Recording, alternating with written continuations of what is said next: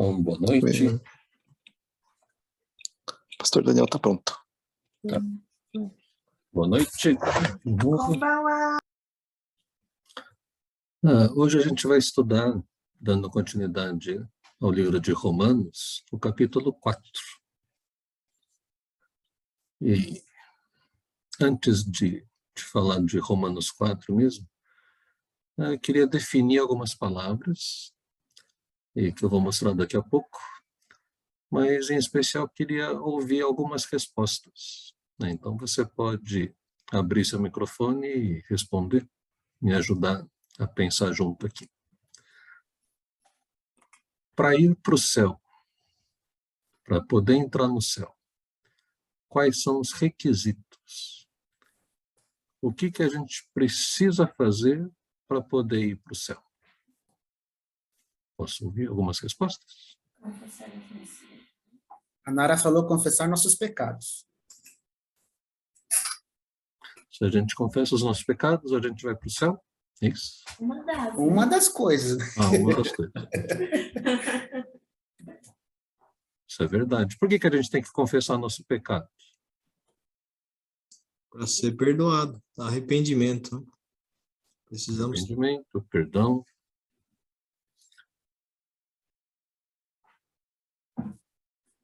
Por que Deus perdoaria o nosso pecado? Como eu coloquei na música agora, porque ele nos ama muito, acredito eu, pelo seu grande amor por nós. Tá. Então vai todo mundo para o céu. Não. Aqueles que se arrependerem. Seus Ele só ama alguns. Acho que o Tadashi está querendo responder aqui. Okay. Nascer de novo. Nascer de novo. Ok, uma boa resposta. Mas o que quer dizer isso? O que a gente tem que fazer? A gente tem que nascer de novo. Tem que aceitar Jesus como nosso Salvador. Acreditar em Jesus como nosso Salvador. Então, se você chegar lá na porta do céu, vão perguntar para você, você acreditava em Jesus como seu Salvador? Aí você fala, sim. Aí você entra? E você entra? Não. Acho que tem que complementar. É uma avaliação, né? Oi? Nara falou que vai ter uma avaliação. Vai ter uma avaliação? De como você foi aqui na Terra. Vai depender, eu acho. Você tem que ser obediente. E obediente, tem muitas coisinhas. Opa. Estamos chegando onde a gente quer chegar. Para entrar no céu tem que ser filho de Deus. A seguir os passos de Cristo também, né? Seguir os passos de Cristo.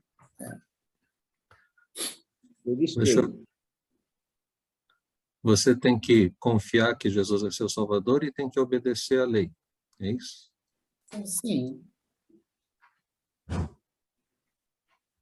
Só confiar que Jesus é seu Salvador não é suficiente. Não. Vai depender das suas ações também, né? Não só confiar, não. Tem que fazer também, tem que obedecer as suas ações, que vão dizer. Então, a gente vai falar sobre todas essas coisas num capítulo só. Um capítulo meio comprido, são 24, 25 versículos. A gente não vai ficar lendo um por um, mas eu queria pensar em alguns critérios, alguns conceitos, antes de ir para esses versículos. Deixa eu ver aqui se...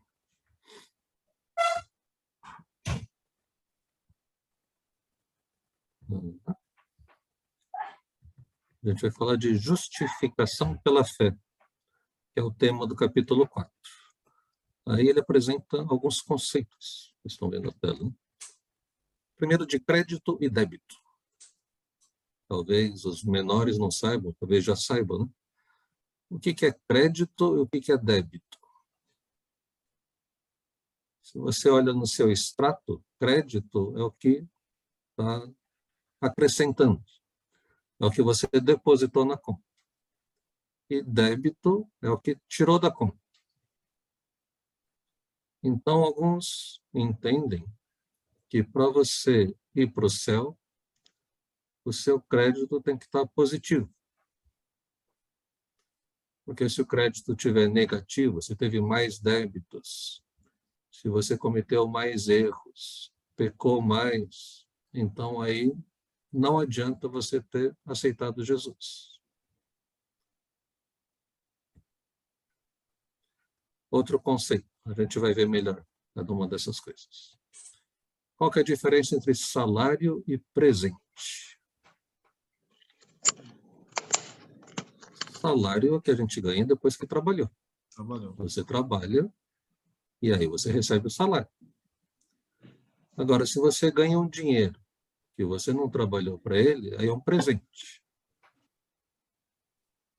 Então, uma das ideias que vão ser desenvolvidas é que se você trabalha, o seu salário é uma dívida de para quem você trabalhou.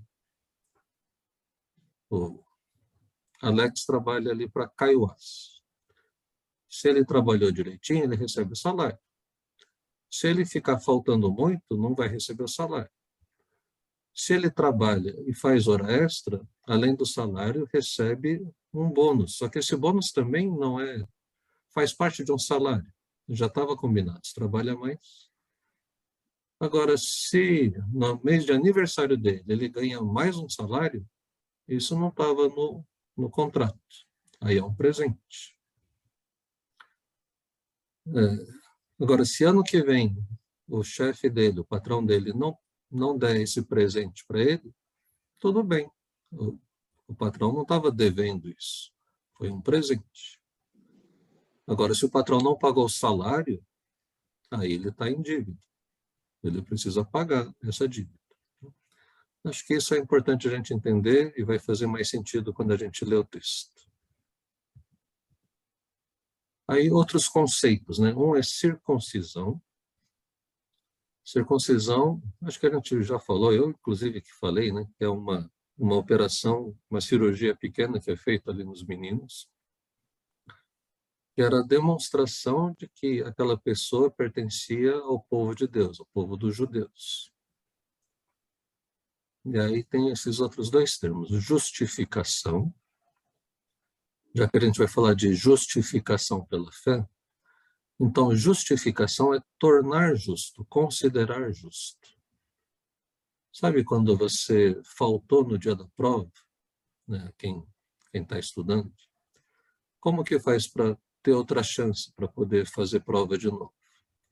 Você tem que justificar a sua falta. Tem que mostrar ali para o professor que você faltou por uma boa razão. E aí o professor considera justa a sua falta e te dá a oportunidade de fazer outra prova. Então, vai considerar, vai tornar justo. Só que quando a gente fala aqui de justificação pela fé, a gente está falando de pessoas que vão poder entrar no céu. No céu não entram pecadores. O pecado não pode entrar no céu. Então, no céu só podem entrar os justos. Como que faz isso? Ninguém é muito justo, né? Ninguém é completamente justo. A gente conhece pessoas boas. E a gente vai ver especialmente o exemplo de Abraão, que a gente conhece ele como o pai da fé. Mas ele é o pai da fé, mas não quer dizer que ele foi 100% um homem de fé o tempo todo. Porque a gente sabe que na caminhada dele, ele teve dúvidas. Ele tentou dar um jeitinho na promessa de Deus e teve até um filho com uma outra mulher, com o consentimento da esposa, mas não era esse o plano de Deus. Aliás, esse mesmo Abraão, chamado de pai da fé, por 2 vezes, quando ele saiu ali, estava em outro país, ele mentiu dizendo que a Sara era irmã dele, porque ele achava que, como a Sara era muito bonita, se eu falasse que era esposa dele, podiam querer matar o Abraão para ficar com a Sara. Então, Abraão, né, embora Sara fosse meia irmã dele, mas ele falou uma meia verdade, né? Não falou que a Sara era a esposa dele. Então, Abraão duvidou, tentou fazer as coisas do jeito dele, mas, olhando o todo, no fim ele confiou em Deus. ele não perdeu a fé de que Deus podia fazer aquilo que humanamente era impossível. E a gente vai ver nesse capítulo esse termo de atribuir justiça. Justiça colocada noutra pessoa. O termo de teologia, justiça imputada. Uma teologia que ficou uma justiça que não é sua, mas que foi grudada em você por causa de Deus. Então, Jesus, que é o justo, né, o único que é justo, a gente conhece lá de 1 João 1,9, né? Começamos falando sobre confessar nossos pecados. 1 João 1,9 diz, se confessarmos os nossos pecados, ele é fiel e justo para nos perdoar e nos purificar de toda injustiça. Então, quando fala que Jesus é fiel e justo, a ideia do justo é que ele é o único que tem justiça nele mesmo.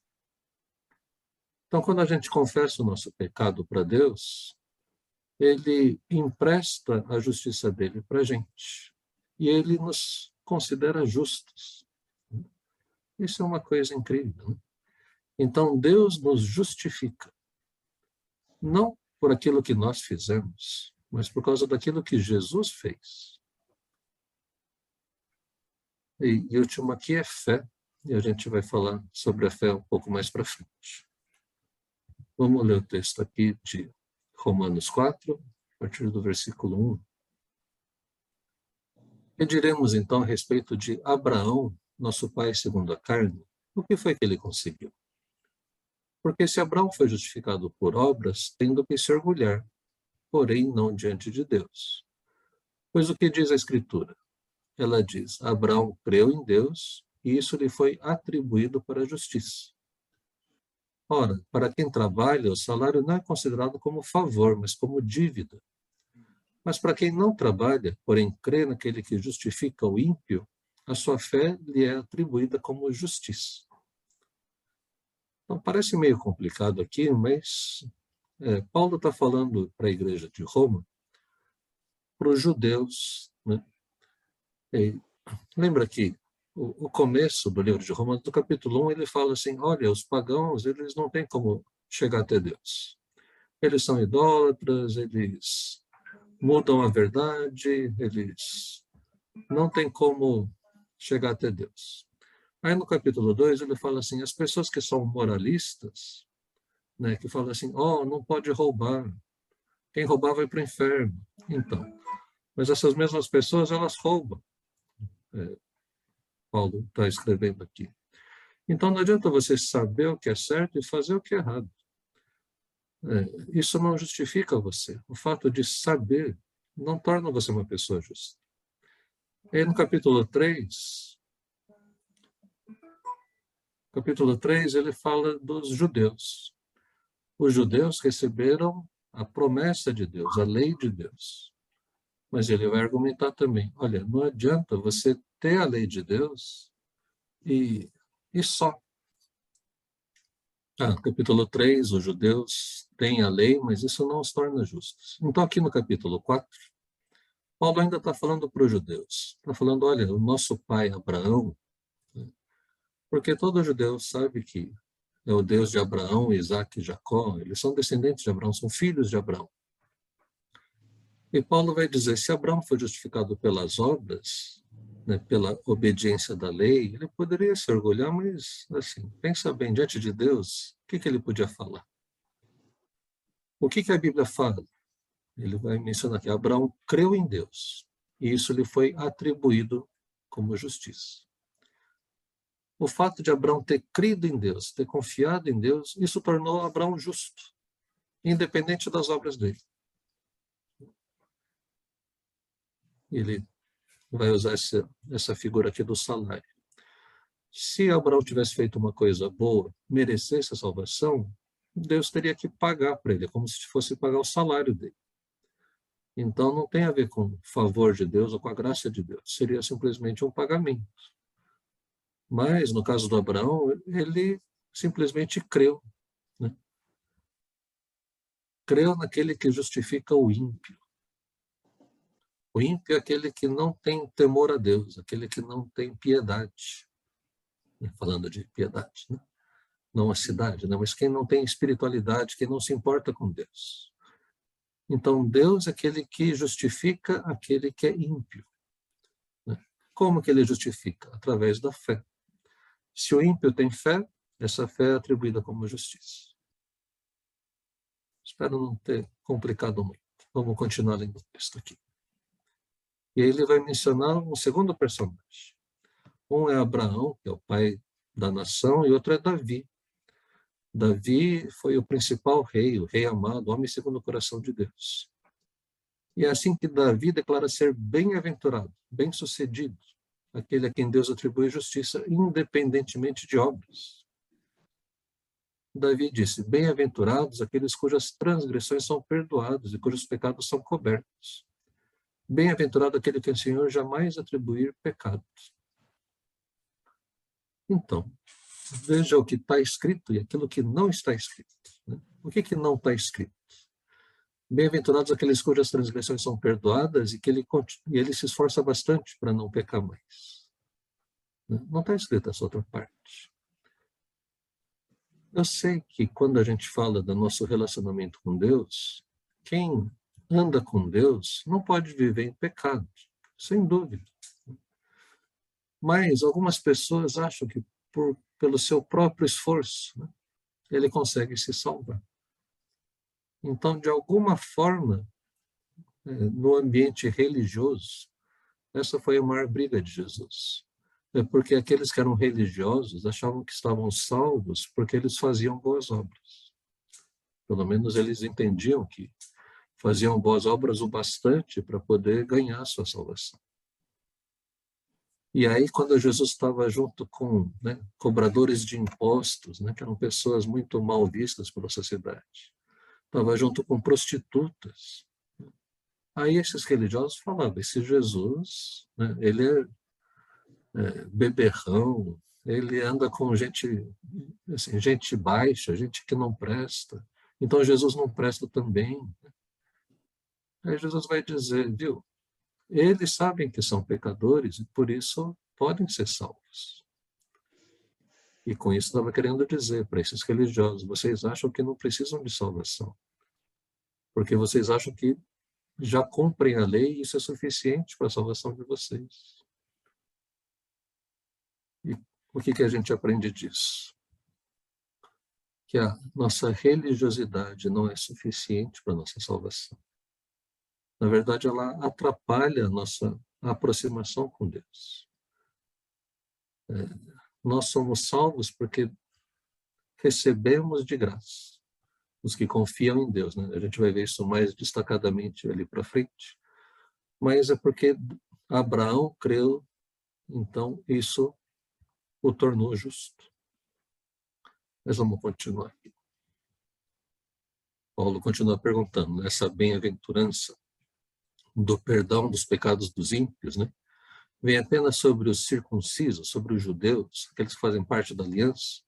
Ou será que ela também vem sobre os incircuncisos, sobre aqueles que não são judeus? Então, era ditado entre eles, a fé foi atribuída a Abraão para a justiça. Como que essa justiça foi atribuída para Abraão? O Abraão já era circuncidado ou não era circuncidado? Pois é, pensa bem, né? Quando Deus faz a promessa para Abraão, ele não tinha sido circuncidado ainda. Então, quer dizer que a salvação vem para todo mundo. A circuncisão é um selo, é um testemunho da justiça da fé que ele teve. Mas uma fé que ele teve quando ainda não era circuncidado. E aí a conclusão do Paulo é para que Abraão não seja só pai dos judeus, né? Mas também de todo mundo que crê, mesmo que não seja circuncidado.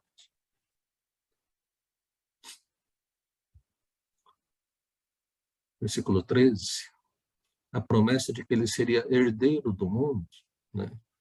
Abraão recebe a promessa, né? Olha para as estrelas, tenta contar elas, olha para a areia do mar, assim vão ser os seus descendentes. E quando Deus faz essa promessa para Abraão, Abraão não tinha nenhum filho. E Abraão vai ter filho com 100 anos. Nessa última visita que ele recebe de um anjo, provavelmente, Abraão sabe, olha, eu já tenho 100 anos e já não, meu corpo não é mais como antes. E o corpo da Sara, minha esposa, já foi jovem, mas nunca teve a capacidade de gerar um filho. Mas se Deus está falando que eu vou ser pai de muitas nações, por que não? Não foi Deus que criou o céu, o universo todo, a terra? Né? Deus tem poder para fazer isso? Tem. Então, a fé é uma convicção apesar do nosso sentimento. Não apesar dos fatos, né? Mas apesar do nosso sentimento. Porque qual é o fato? O fato é que Abraão não tinha mais capacidade de ter filho. A Sara nunca teve capacidade de ter filho. Isso quer dizer que eles nunca vão ter filhos? Bom, se Deus falou que vão ter, eles podem ter. E, aliás, eles vão ter um filho. E foi isso que Abraão creu. E foi isso que Deus levou em consideração para chamá-lo de pai da fé. A promessa de que seria herdeiro do mundo não veio a Abraão ou a sua descendência por meio da lei, e sim por meio da justiça da fé.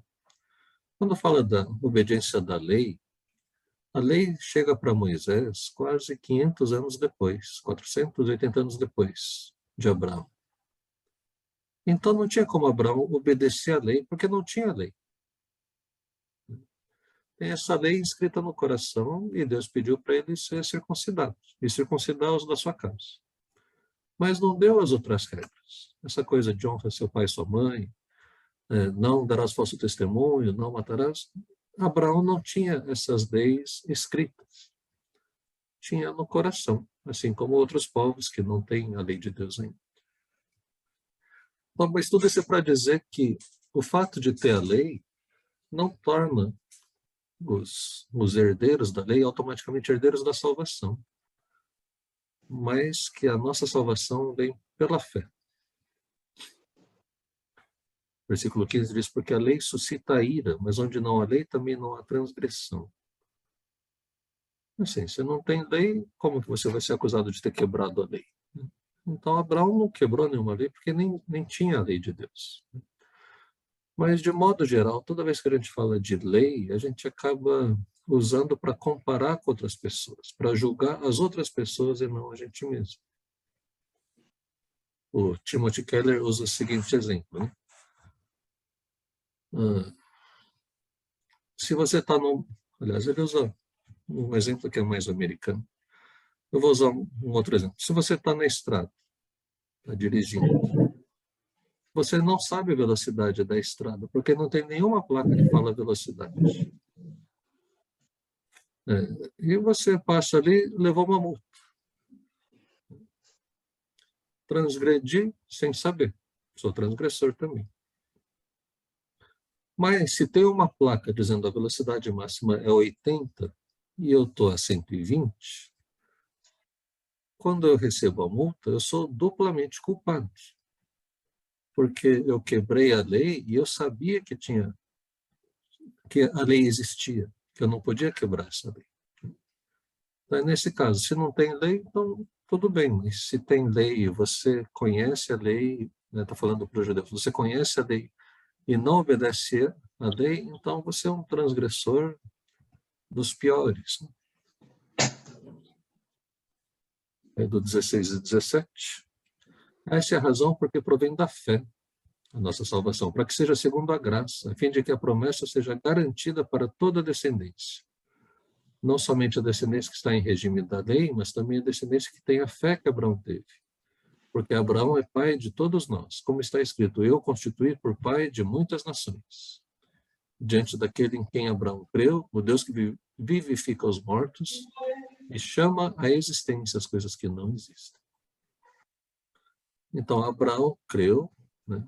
E está falando diante de Deus, o Deus que vivifica os mortos. Né? Certamente, Paulo está falando de Jesus. Deus pode dar vida tanto para aquele que nunca teve filho, pode gerar uma vida, assim como ele pode devolver a vida, né, àqueles que morreram. Então, Deus chama à existência as coisas que não existem. Então, Deus estava dizendo, você vai ter uma descendência. Ela não existe ainda, você não está vendo, você sente que não pode ter, mas se você confiar, você vai ter essa descendência. Era a promessa para Abraão. Então, Abraão, esperando contra a esperança. Esse versículo é muito bonito. Né? Como que a gente espera contra a esperança? Se eu tenho esperança, né? Mas não tinha como ter esperança nesse sentido de certeza que eu vou ser pai de muitas nações, porque a minha esposa tem 20 anos e a gente quer ser pai de 8 filhos. Né? Não. Abraão já tinha 100, a esposa tinha 90, e eles nunca tiveram filhos. Então, Abraão está esperando contra a esperança, do ponto de vista humano. Esperando contra a esperança, ele creu para vir a ser o pai de muitas nações, segundo lhe havia sido dito. Assim será a sua descendência. E sem enfraquecer na fé, levou em conta o seu próprio corpo já amortecido, tendo ele quase 100 anos, e a esterilidade do ventre de Sara. Olha o versículo 19. Sem enfraquecer na fé, ele levou em conta os fatos. Ele já tem quase 100 anos, a Sara nunca teve filhos, mas ainda assim eu vou ter fé. Não duvidou, por incredulidade da promessa de Deus, mas pela fé se fortaleceu, dando glória a Deus, estando plenamente convicto de que Deus era poderoso para cumprir o que havia prometido. Então, isso que eu falei no início, né, que não duvidou, né, da promessa de Deus. Assim, ele nunca duvidou, mas não quer dizer, né, que ele foi 100% o tempo todo. E acho que isso serve de consolo e serve para a gente também ajustar nossas expectativas. É claro que Deus espera que a gente tenha uma vida exemplar, uma vida cheia da presença de Deus, mas não depende da gente o tempo todo. Pode acontecer de a sua fé dar uma vacilada, olhando para as circunstâncias. Mas Abraão serve de exemplo para a gente, serve de pai da fé, porque ele esperou contra a esperança. Ele sabia da condição dele, e ainda assim ele creu em Deus. Eu sei que hoje em dia tem muitas promessas, que o pessoal fala, não, Deus prometeu tal coisa.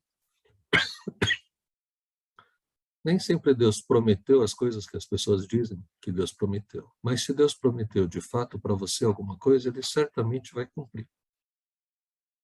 Então não duvide, né? Tenha essa fé. E termina aqui dizendo assim também, isso lhe foi atribuído para a justiça. E as palavras lhe foi atribuído foram escritas não somente por causa dele, mas também por nossa causa, visto que nós igualmente nos será atribuído, a saber, a nós que cremos naquele que ressuscitou dentre os mortos a Jesus, nosso Senhor, o qual foi entregue por causa das nossas transgressões e ressuscitou para a nossa justificação. Muitas palavras que repetem, né?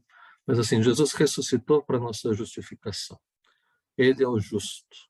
Ele venceu a morte, por isso foi considerado justo. E ele, sendo justo, ele empresta a justiça dele para a gente. É como se emprestasse um paletó ali que quem tem aquele paletó pode entrar. Fala assim, mas esse paletó não é meu. Eu sei, é de Jesus, mas se você colocar ele e entrar, então vão deixar você entrar. Não precisa ter dúvida. Mas a maioria de nós, por já estarmos na igreja há um tempo, né, por pensarmos, né, e às vezes com razão, porque a gente quer levar Deus a sério, a gente faz coisas para o reino de Deus. Mas não são essas coisas que a gente faz para Deus que nos levam para o céu. O que nos leva para o céu é fé na graça de Jesus. Receber esse presente. Depois a gente vai ver que a gente vai edificar sobre essa base da fé. E o que a gente constrói em cima, de fato vai ser provado para ver se foi só uma questão de carnalidade, foi para se mostrar para os outros, ou para parecer melhor que os outros, ou se foi para Deus mesmo. Então isso a gente vê depois. Mas para entrar no céu, é só a graça de Jesus. Então a gente confessa nosso pecado, né? Reconhece que é pecador, a gente precisa buscar a Deus, né? Não é assim, Deus ama o mundo todo, então todo mundo vai ser salvo. Ou o outro lado, né? Tem gente que fala assim, só alguns são escolhidos. Então, quem Deus escolheu vai para o céu, quem Deus não escolheu vai para o inferno. Deus nos escolheu em Jesus. Jesus é o eterno. Se você tem Jesus, não tem como ir para o inferno. Você vai para o céu. Se não tem Jesus, não tem como, né? Ah, mas eu me esforcei bastante. Tudo bem, mas você errou um monte também. Quando põe na balança, você não passa. Então, a nossa fé é esse exercício de confiar em Deus. Confiar que é Deus que faz o processo de salvação. Tem até um termo estranho que fala confiar na nossa confiança, né? O termo fé, hoje em dia, ficou um pouco banalizado, assim, o pessoal usa em vários lugares. Então, fala assim, tenha fé. Ter fé em quê? Em quem? Não, é só ter fé que vai dar tudo certo. Então, é quase como se fosse pensamento positivo. Mas quando a gente está falando de salvação, não é fé nesse sentido de pensamento positivo, torcer para dar certo, né? Tomara que eu seja salvo, né? Deus me ajuda, não deixa eu me perder, deixa eu ser salvo. Então, Deus vai deixar você ser salvo se você entrega a sua vida para Ele. Então, aqui Paulo está fazendo um contraste entre obediência à lei e confiança no sentido de entrega. Deixa eu usar um outro exemplo que talvez ajude. Quando o pessoal que dirige não sabe para onde está indo, às vezes usam um aplicativo no celular, chama Waze. Quem aqui já foi salvo pelo Waze alguma vez? Né? Amém? Então, o Waze, você tem que ter fé no Waze. Porque você não está vendo. Ele fala assim, ó, daqui a 800 metros está interditado ali. Não tem nenhuma placa dizendo que está interditado, mas o Waze está falando, está interditado. Entra à direita aqui. Aí, se você acreditar no Waze, e às vezes, né, a maioria das vezes ele está certo, de vez em quando não está. Né? Mas se você tiver fé, quer dizer, eu vou seguir essa orientação, então eu vou entrar para a direita. E aí, muitas vezes a gente é salvo pelo Waze, né? A gente se livra de congestionamentos e de lugares interditados. Então, a fé em Jesus é mais ou menos assim. Você fala, eu tenho fé, então siga as orientações dele. Mas assim como no Waze também, né? Muitas vezes eu olho ali e falo, não é possível, está mandando para cá, eu não vou para cá não. Eu vou manter esse lado. No caso do Waze, às vezes eu estou certo. Mas já aconteceu de eu insistir, falando, não tem que ir por aqui, e aí para tudo ali o trânsito na frente. Então, na nossa caminhada com Deus também é mais ou menos assim. A gente tem que decidir se a gente vai ouvir a Deus ou não. Se você decidiu seguir a Deus, seguir a voz dele, então siga e você vai terminar bem. Então, essa confiança em Deus, né, é essa confiança de seguir aquilo que a gente está ouvindo e está aprendendo. Fechando aqui, voltando à questão do critério para a gente entrar no céu. Se o nosso critério para entrar no céu é confiança em Deus, é seguir a orientação dele, e ele fala que não tem nenhum outro caminho, não tem nenhum outro nome pelo qual importa que a gente seja salvo, não tem nenhum outro caminho que leva até Deus.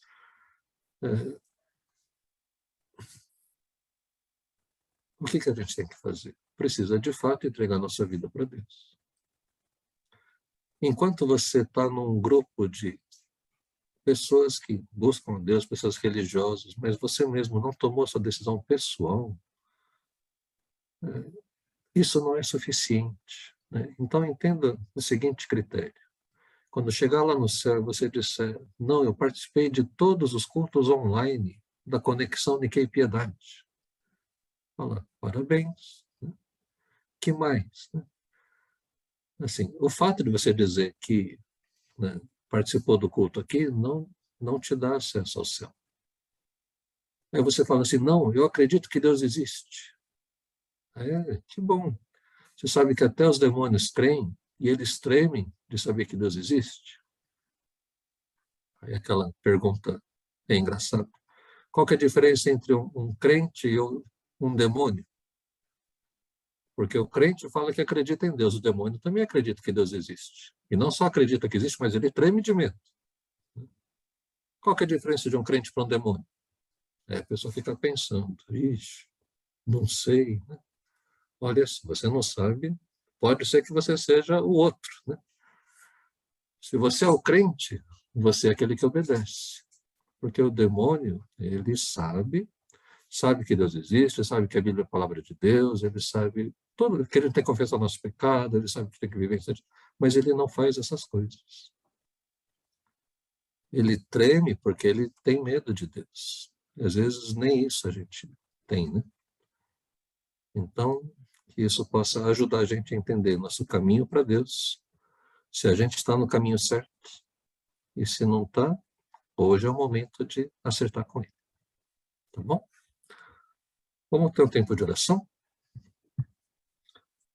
Senhor Deus, nós pedimos que o Teu Espírito, né, hoje que é domingo de Pentecostes, que o Teu Espírito Santo que veio para começar a igreja e veio com a função de nos convencer do pecado, que somos pecadores, precisamos confessar nossos pecados, veio também para nos convencer do juízo, né, que um dia vamos prestar contas diante de Deus.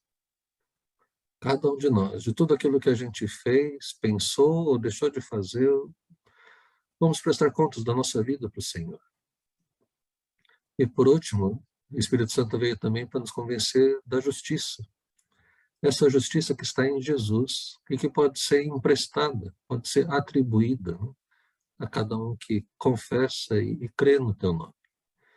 Então eu oro, Senhor, para que cada um aqui tenha a firme convicção de que tem entrada livre, passe livre para entrar no céu, porque recebeu Jesus, anda com Jesus, e por isso continuará com Jesus depois. Abençoa a vida de cada um aqui, Senhor. Dá essa fé, que o Teu Espírito possa conduzir para mais perto do Senhor, para se tornar de fato filho de Deus. É a nossa oração em nome de Jesus. Amém e amém. A gente vai ter o tempo da Santa Ceia, né? A Ceia do Senhor, né? Um memorial que foi instituído pelo próprio Jesus, que tinha um jeitão no tempo de Jesus, depois na igreja de Corinto ficou um pouco diferente, e hoje é uma outra coisa, né? Mas tem o mesmo propósito, que é lembrar que Jesus morreu por nós, que fomos batizados para dentro do corpo de Cristo, somos membros uns dos outros, precisamos uns dos outros, e a esperança de tomar essa ceia com Jesus lá no céu. Então, a Santa Ceia fala do sacrifício de Jesus, fala da unidade do corpo de Cristo e fala da esperança da ressurreição, da esperança de estarmos com Deus. Então, se você tomou a decisão de entregar sua vida para Jesus, nem que tenha sido hoje, você pode participar da ceia aqui com a gente. Se ainda não tomou essa decisão, não faz muito sentido, porque a gente está celebrando a unidade do corpo de Cristo. Então, eu vou fazer uma outra oração. Deus, nós louvamos o Teu nome por esse momento da ceia. Oramos para que possa ser alimento para o Espírito, possa curar nossas feridas, curar enfermidades, mas acima de tudo nos fazer lembrar do amor de Jesus lá na cruz por nós, que pertencemos uns aos outros e que um dia, quem sabe em breve, tomaremos a ceia contigo aí no céu. Abençoa cada um que vai participar. Abençoa os elementos, né, o pão e o suco de uva. Em nome de Jesus. Amém. Na noite que Jesus foi traído, ele tomou o pão agradeceu a Deus, depois ele partiu e deu aos seus discípulos, dizendo: comam, esse é o meu corpo, que é rasgado, que é partido em favor de vocês. E sejam agradecidos. Vamos fazer isso.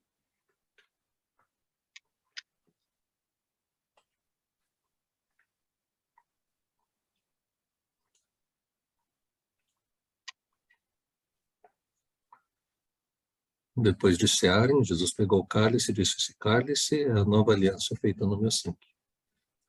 Cada vez que vocês comem e bebem, vocês anunciam a morte do Senhor até que ele venha. Então, Maranata, né? Vem, Senhor Jesus. Vamos tomar.